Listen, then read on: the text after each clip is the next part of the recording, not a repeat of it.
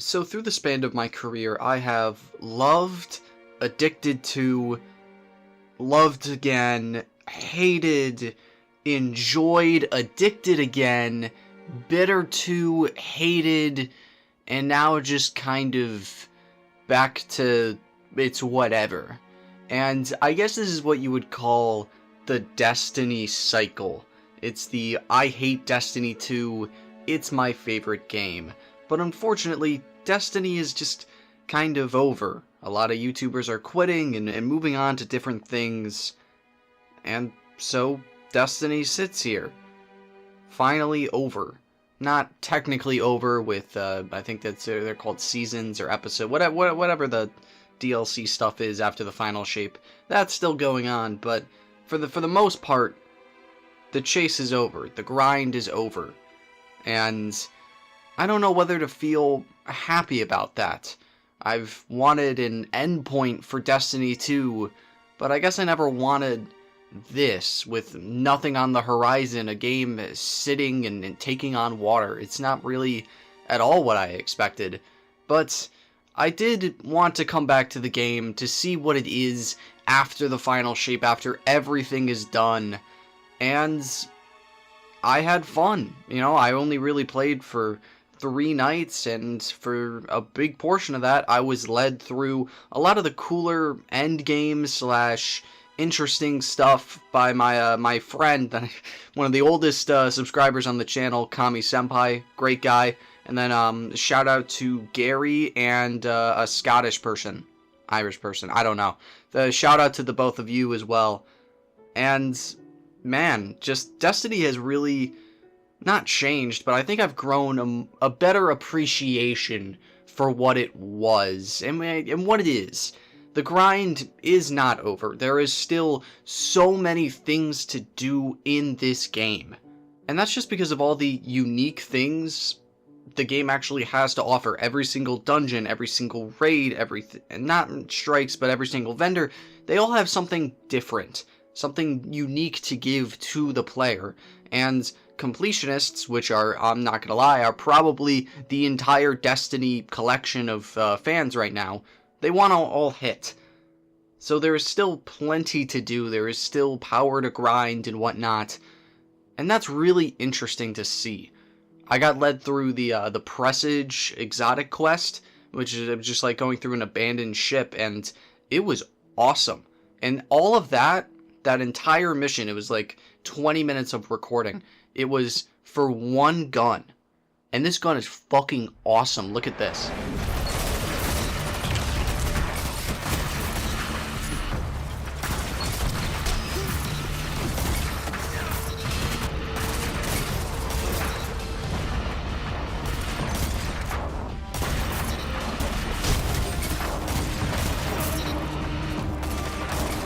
Look at this. It's a lever action. It's big.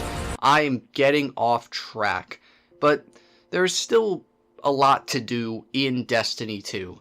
So it's buying some time. A lot of the casuals have already jumped ship, and you can't really blame them for that, for wanting to get something new.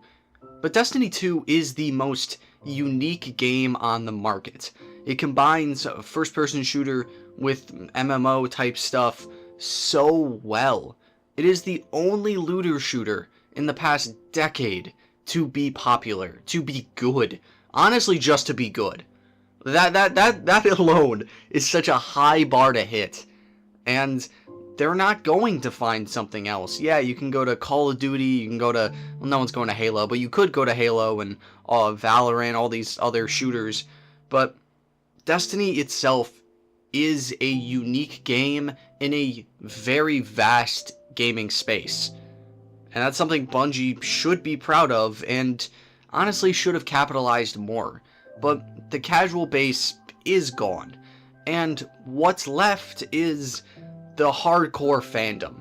And let me tell you, the guys that I played with were hardcore, and I've grown some respect for that side of the community. When I played Destiny 1, yeah, we did the raids and stuff, but like, It wasn't deep, I wasn't doing all the quests, I wasn't grinding for the best stuff in the game or re-rolling things. But man, playing Grand Master Nightfall with these guys was intense.